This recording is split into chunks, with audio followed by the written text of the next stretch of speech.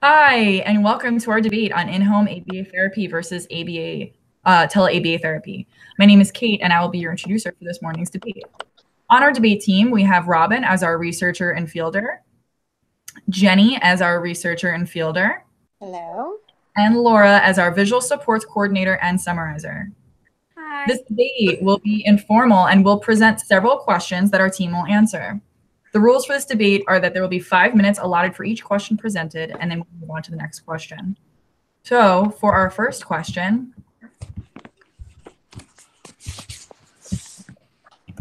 let me screen share this.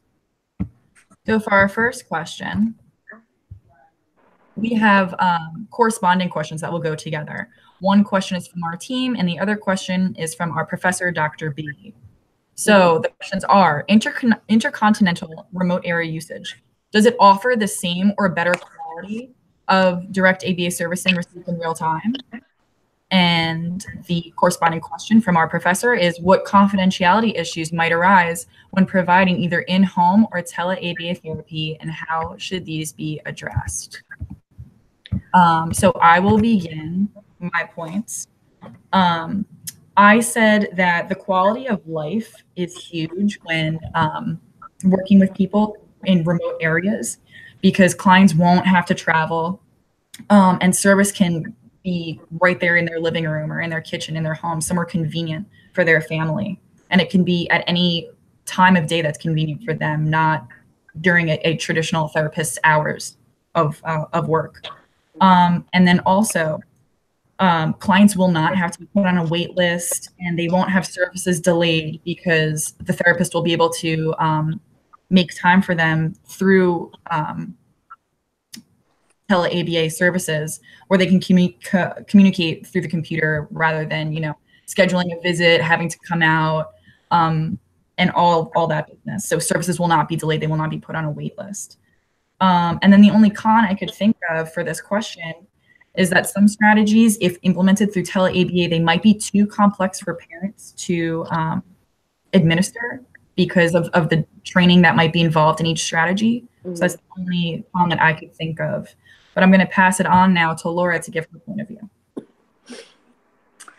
I agree with all of Caitlin's points, and I do believe that it can offer the same or better quality service. It's convenient for the families, and it's a cost-effective alternative to in-home or a clinic setting. We all know how important it is to implement early interventions, and this way you skip the wait list and you get service immediately, which is crucial for people affected by ASD. And it, so it allows for service right away, and it can be accessed any time of day, which is also very helpful. If there are certain behaviors that parents have questions about, or certain ways to implement techniques, they can hop online and chat with a professional that can help them and guide them through. So it really makes the parents feel more comfortable interacting with their child and implementing these techniques. And it promotes generalization across a lot of environments for the children as well. So it's all around a very effective method of treatment. And I'll let Robin take over. Well, I agree with both you ladies' points.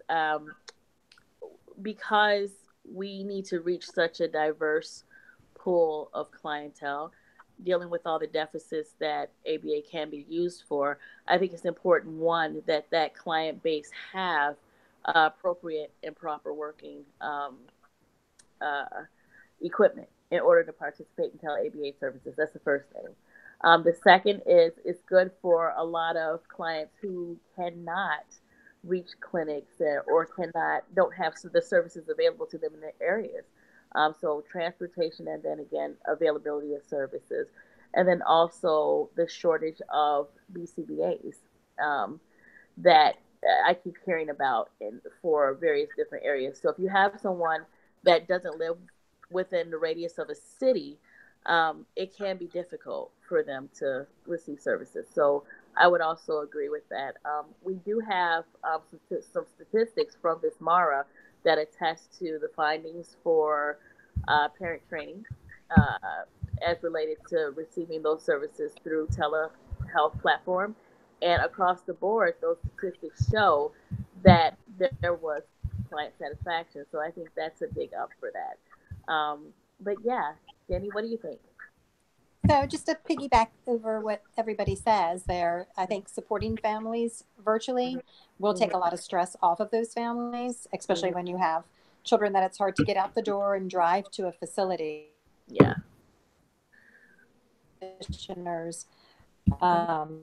On your when you're working with a child in your own home, questions may arise. You're able to quickly, reach out for assistance or refer back to videos as well.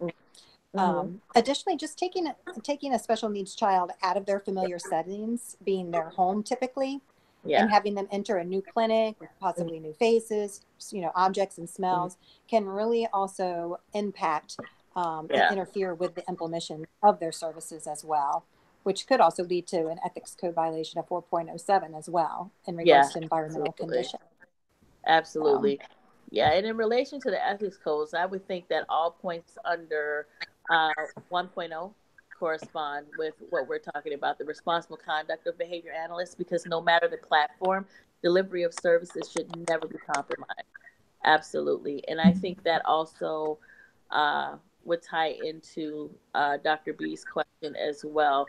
Because we don't want to compromise those services, we also wouldn't compromise the integrity of how we share information or confidentiality according to HIPAA. Awesome.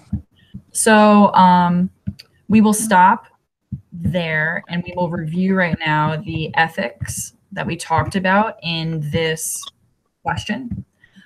So as said, all points listed under 1.0, responsible conduct of behavior analysts. All points listed under 2.0, behavior analyst responsibility to clients. All points listed under 3.0, assessing behavior.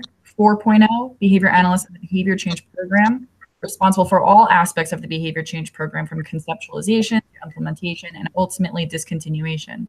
And 5.0, behavior analysts as supervisors. And lastly, all points listed under 6.0, behavior analyst ethical responsibility to the profession of behavior analysis. So now we will move on to the second question. Get that up here for you guys.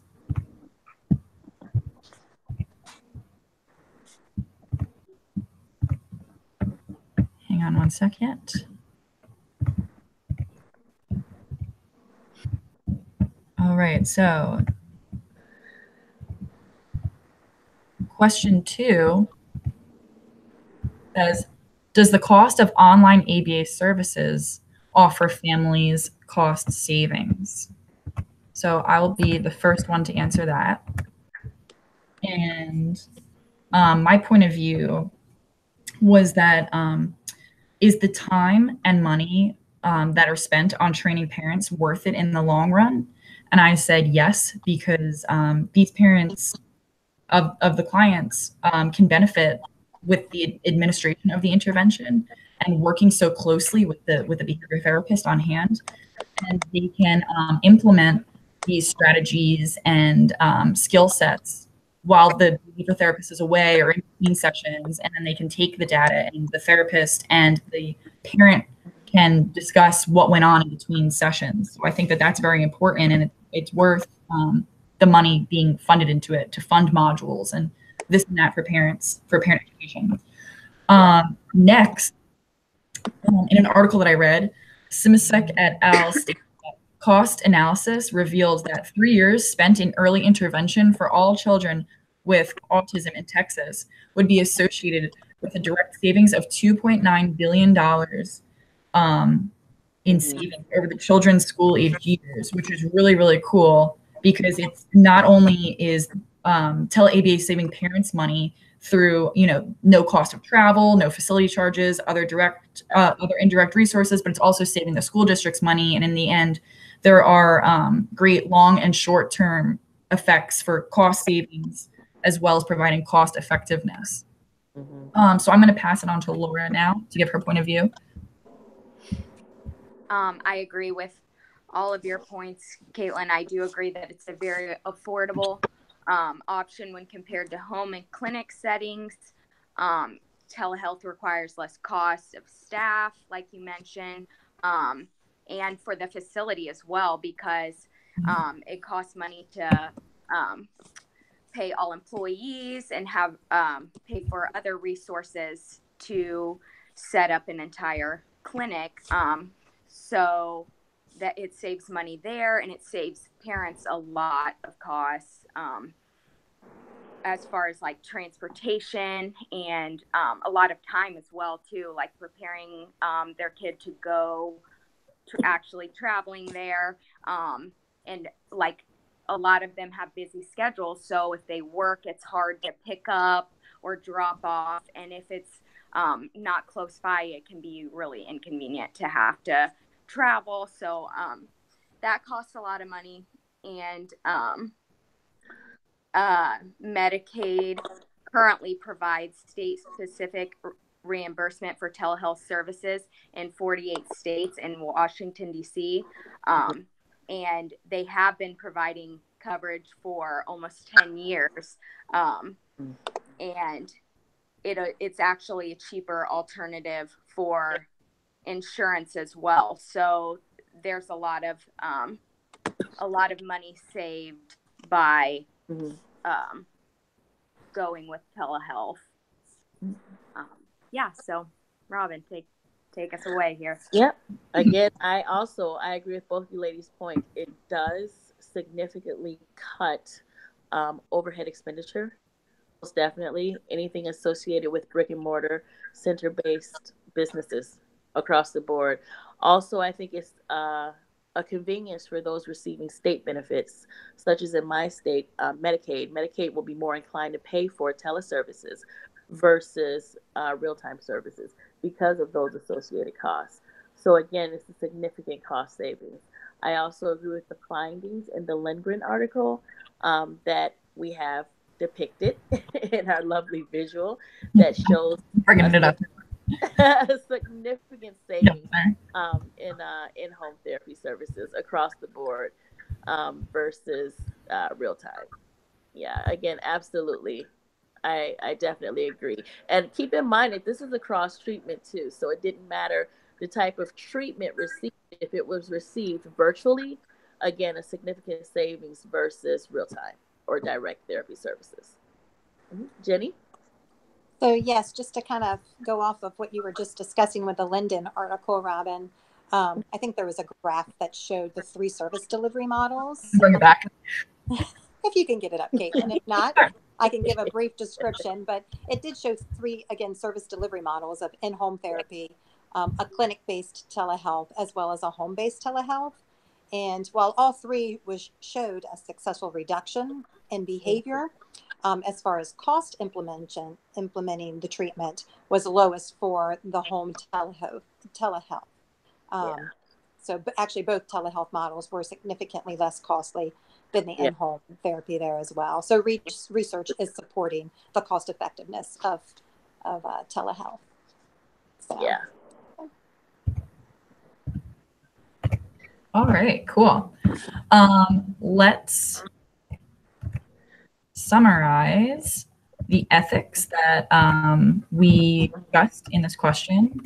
Let me pull up the next slide. Okay, so the ethics related to this question that we just discussed are 2.12 contracts, contracts, fees, and financial arrangements, accuracy in billing reports, which is code 2.13. 2.14 is referrals and fees. 2.15 is interrupting and discontinuing services. And lastly, all points listed under 6.0, which is the behavior analyst ethical responsibility to the profession of behavior analysis. Absolutely. So from here, we're going to move on to question 3, which is, if a teletherapist resides in a different state than clients, will insurance cover ABA services delivered remotely? To answer this question, is Okay, so this was actually an interesting topic to kind of research out, as so many, probably the majority of clients do depend on insurance coverage for their ABA services. In an article that was presented by Dr. Gary Price and the Physicians Foundation, they stated that the American Telemedicine Association has developed practice guidelines and standards for telemedicine, and they are advocating for their adoption into state rules and guidelines. For example, in Texas, the new telemedicine law established that a telemedicine visit must be held to the same standards of care as an in-person visit. So telemedicine laws are being set in states with regulations put into place for its use in direct to patient or as well into telehealth visits. One of the key stumbling blocks in Texas and in other states as well has been first and foremost establishing a relationship with the patient that must occur before medical through tele. It's also important to have a strong referral network that should be in place for where telemedicine records can be transmitted, of course, following HIPAA guidelines, but to the patient's primary care physicians as well. And I know many states are adapting core insurance principles such as licensure. The practice of therapy or medicine occurs when the patient's receiving treatment and not necessarily where the physician is located. Just to kind of jump, just to give somebody else a chance if they wanted to, but also the Federal Employees Health Benefits Program established just this year. There's a graph, if you're able to pull that map, Caitlin, of it's a map that was effective back in December of 2015 that showed coverage for insurance reimbursements. And it kind of shows you in those in red were states that decreased services, while those in orange increased their services. Give me 1 second. But since then, in 2017, the Federal Employees Health Benefits Program actually mandated that its insurance carriers cover ABA services for those diagnosed with autism. In addition to this mandate, insurance carriers are to offer telehealth services as well. And I think, as Laura said earlier in one of our questions, Medicaid is currently providing state-specific reimbursement for telehealth services in 48 states, including Washington, D.C. And that is going forward because of the Affordable Care Act and the push for lower costs. But yes, so according to the U.S. Department of Health Services, states that authorize telehealth services for therapy may also require that they be licensed in telehealth licensing.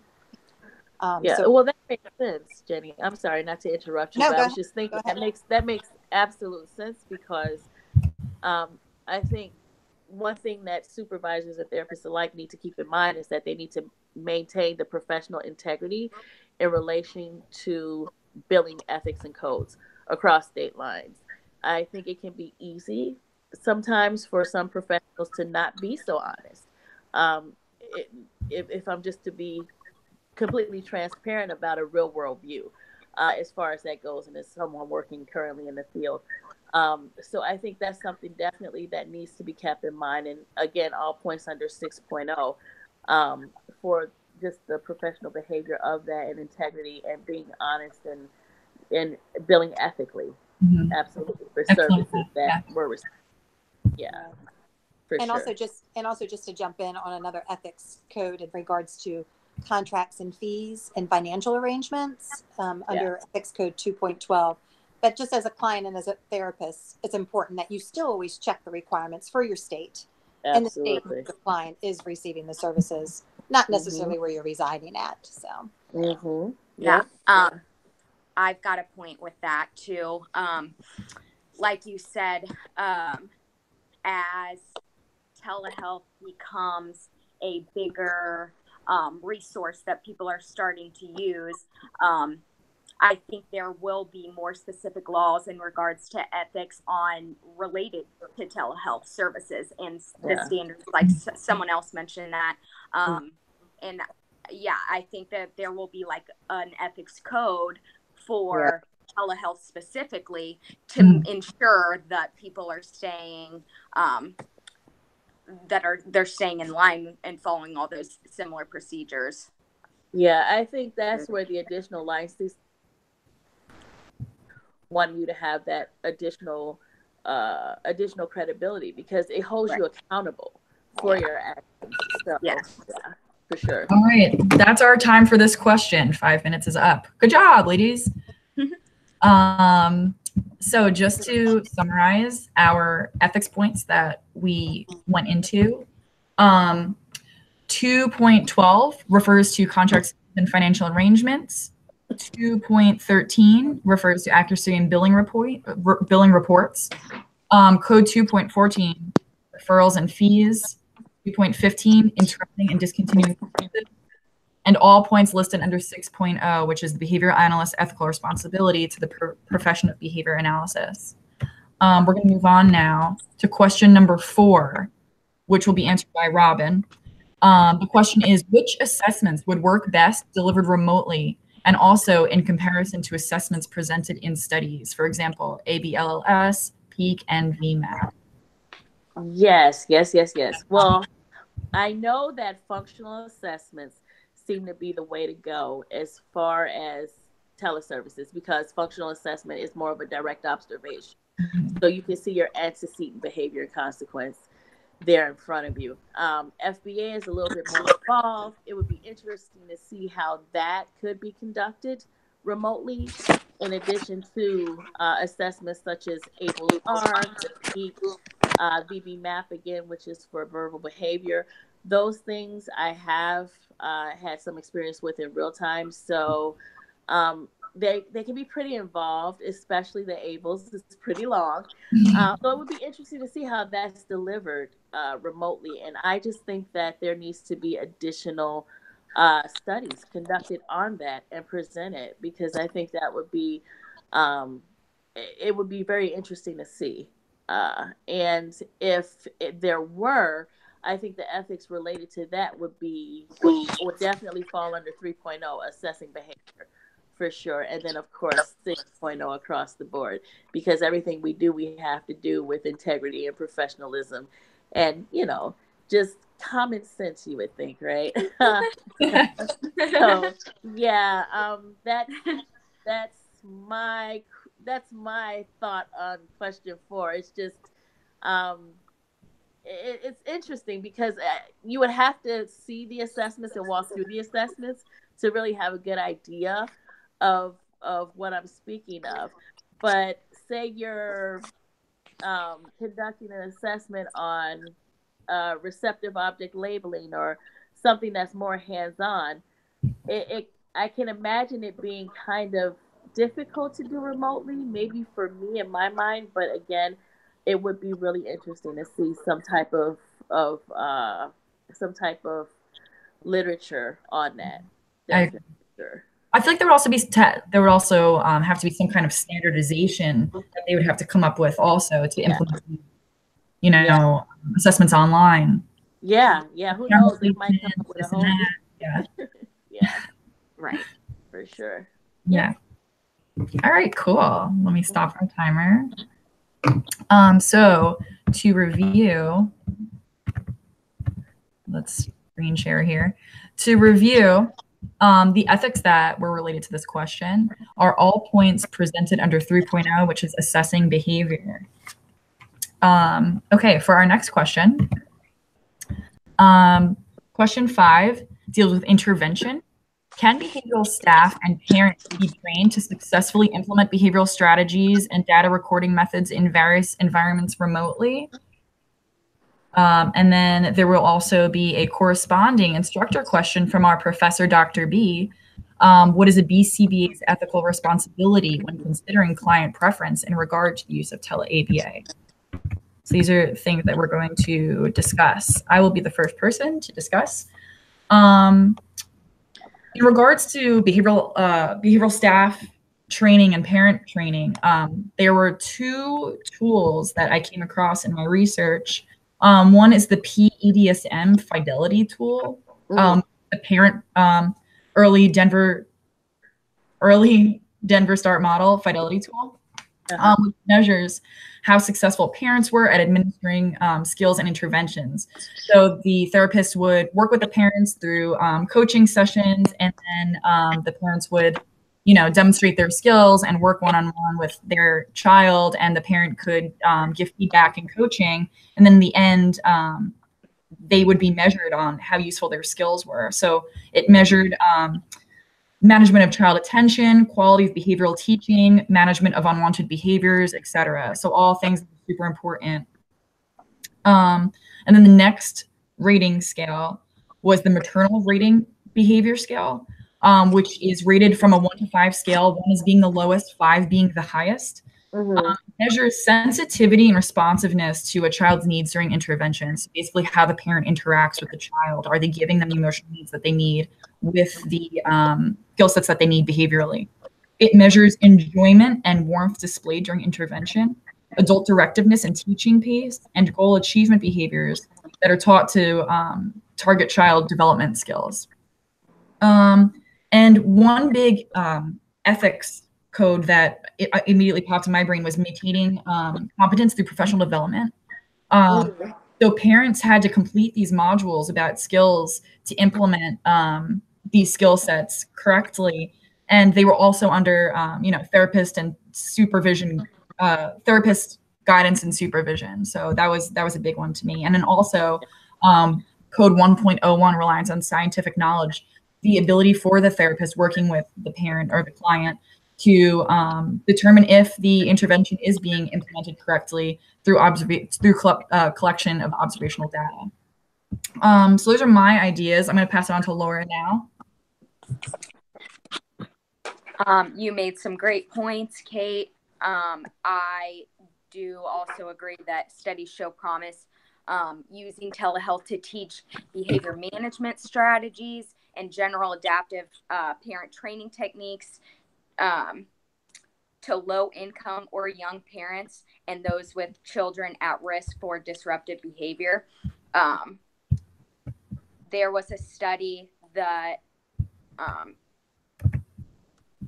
that someone trained 51 professionals, paraprofessionals, and family members in principles of ABA and online through a distance learning course. And it had slide presentations, video examples, and application exercises in the course. And that training resulted in significant increase in knowledge about ABA, and reports indicated a high level of satisfaction with the online service.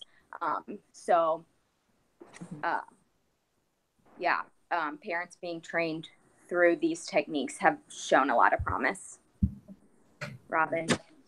Well, I agree. I think that there are some interventions that are a lot more difficult to use via telehealth, like interventions for SIB. I don't know if I am on board with that as of yet. I would have to see it in order to give a fair opinion.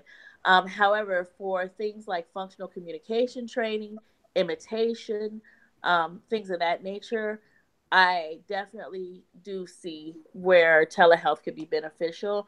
Some of the statistics that back up that point are in the Weiner and then also the Barkia. I know I totally butchered that last, but there is the statistics that are presented in those two studies that we have. If you could pull those up, please. They do seem to show some level of improvement.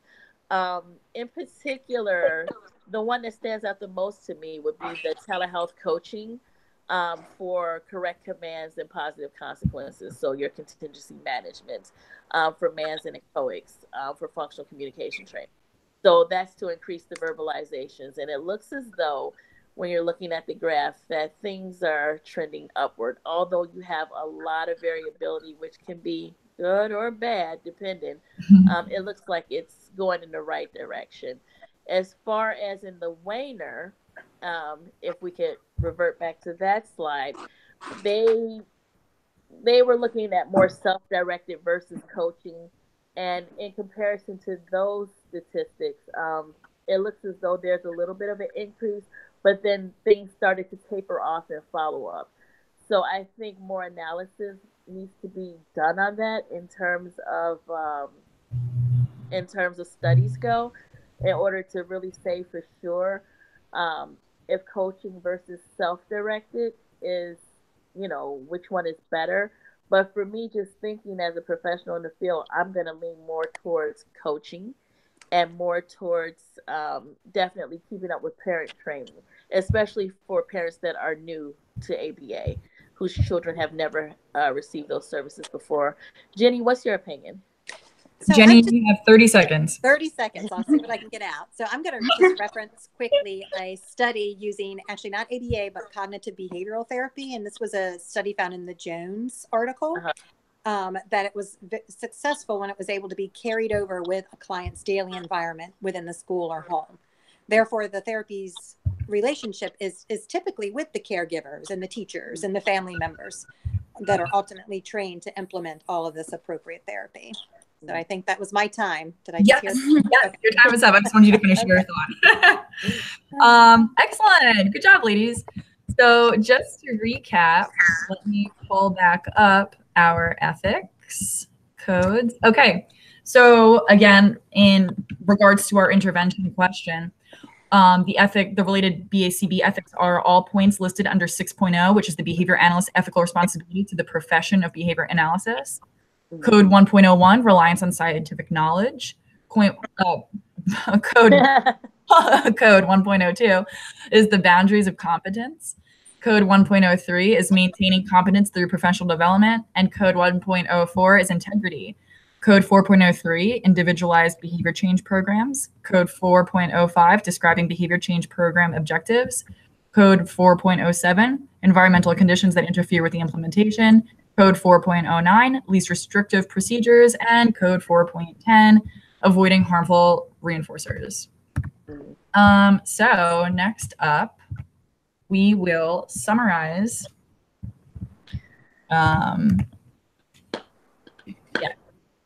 We'll be summarizing. Let me pull this up for us again. Hold on one second. All right. Laura and I will summarize everything that we've talked about in today's debate. So I will be presenting in-home therapy and Laura will be presenting tele-ABA therapy. So for in-home therapy, therapists work with clients directly in the home environment. Therapists can provide an array of interventions ranging from simple to complex, as we've talked about.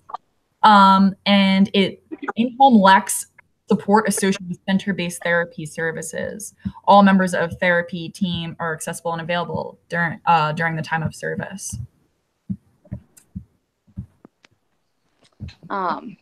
For the tele-ABA therapy, it allows services to be given to clients in rural areas.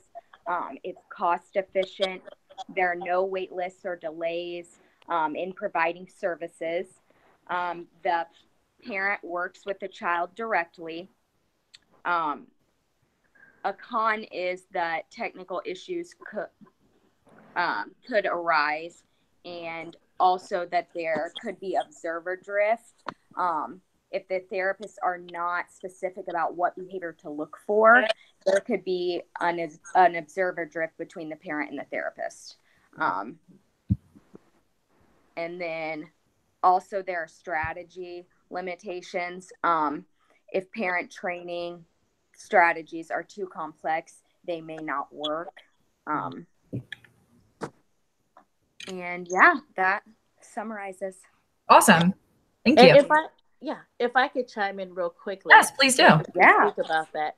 With the in-home therapy, I think that it lacks the support because there is not a multidisciplinary team on-site accessible.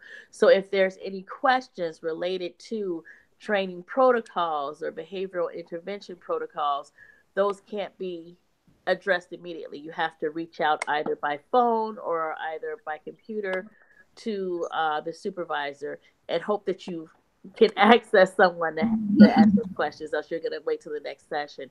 And I think it's because of that increases observer drift. With observer drift, I mean, it happens. It happens with parent training. It happens with behavioral training. As far as therapists go, you can train someone on a program, train them how to implement that program. But once you walk away from that training, are they going to continuously implement in the same way that they were taught? So because there's no one there except for the client and the therapist, you know, or the client and the parent, then you stand to wonder. When we're giving remote services, it's not as though you're there the entire time, especially if you're teaching someone to implement program on their own, because that's something that supervisors do. You could just write a program and teach a parent how to implement that service, and then that's it. So it does happen. So I think that is of a concern for sure. And also keeping up to speed and staying in line with evidence-based strategies, because you're not there all 24/7, so you're not able to see exactly what's going on throughout the entire session or after. So yeah, for sure. Awesome, definitely. Thank you, Robin. Mm-hmm. And finally, we have a quick recap. I think this is finally, yeah. We have a quick. Caitlin, I don't mean to interrupt, but I did not address the last instructor question. Oh. Which was, what is the BCBA ethical responsibility? Okay. Oh my God, we didn't, did we? No. I apologize. Nope. If I could jump in there and go ahead and address that real quick. Go for it. Summarize it all. Go for it. Okay. So the question you have 3 minutes. Okay. The question was, what is a BCBA's ethical responsibility when considering client preference in regards to the use of Tele-ABA? Falling under Ethics Code 2.05, which states the rights of the clients are paramount and behavior analysts support the client's legal rights and prerogatives. So this ethic code is bound by the do no harm clause, treating others with care, compassion, and with dignity. And as our ethical responsibility includes, we should only be practicing within the realm of our own area of competence and training level. As far as in regards to client preference, we also need to consider the client's needs and behaviors, which will also play into whether they would be a good candidate for Tele-ABA. Mm-hmm. Mm-hmm. And as well as Ethics Code 2.05C, mm-hmm. which states permission for electronic recording of interviews and service delivery sessions be secure. Mm-hmm. It's also important that we're, as we've said earlier in our conversation, obtaining consent for the different uses of technology is mm-hmm. extremely important, because the therapist is recording the client sessions. Yeah. And if they don't agree in any way with the way the sessions are being recorded, privacy issues, mm-hmm. consent at any time. Yeah. So we need to make sure that we're ensuring that we have received informed consent, which falls mm-hmm. under Ethics Code 2.05C, making sure that the client understands the possible risk of confidentiality that mm-hmm. may occur with online communication as well. Yeah. And lastly, Ethics Code 2.09C states that in those instances where more than one scientifically approved treatment has been established, additional factors need to be considered. So in regards to this ethics code, it's important for the therapist to decide if Tele-ABA is the least restrictive and the mm-hmm. most effective course of action for that intervention. Because if the therapist doesn't think it's appropriate, such as you're working with a client that may be violent or have self-harm, then it would be unethical for us as a behavior analysis to continue those services via telehealth. So, yep, that's pretty much wrapped up quickly there and answering awesome. That question, Caitlin. You did it in half the time. Awesome. Okay. So now now we will do a quick recap, and if anyone wants to hop in, please feel free, any debate members. We discussed the scope of competence and boundaries of competence, which, we talked about in Tele-ABA. There is a scope of competence that there are many BCBAs or therapists available that have, varied scopes of competence that you could find, rather than, if you do in-home and there's only a person that works with elementary age children and you need someone that works with adults, Ethical concerns we discussed, privacy, obtaining consent, maintaining competence through professional development, etc. The use and importance of evidence-based research and strategies. And there is extensive training involved for the therapist and parent, through modules and this and that, definitely to implement a successful intervention. I'd also like to point out too, the 5.0 behavior analysts as supervisors. This actually ties into receipt of supervision for supervisees, like we all are. We're going to need to receive supervision hours in order to sit for, or to be eligible to sit for the exam, for the PCA exam. So in terms of that, if you're training using remote methods, then they still need to fall in line under the standards set forth by the BACB. So that's important to point out. So again, it would be no compromise of service, adhering to all points under 6.0, professional integrity, again, non-compromise of service, even for families who may want a particular protocol implemented. If we feel that that protocol is going to fall under do harm or is restrictive in any type of way or anything like that, we have to err on the side of caution and stick with our ethics and our boundaries and rely on our competence for the best delivery of a service, even if that means upsetting a family, because it's better to upset a family, in my opinion, than it is to put any client at risk of harm, bottom line. Agreed. And then along the lines of that point, sometimes tele-ABA may not be the best answer or the most effective way to treat a client, and maybe in-home is the way to treat it.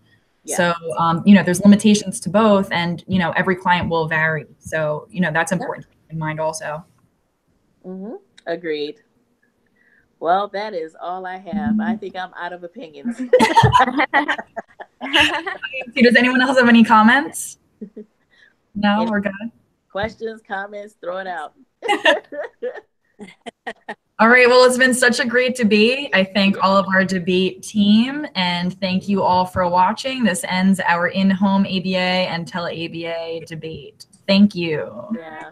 Bye.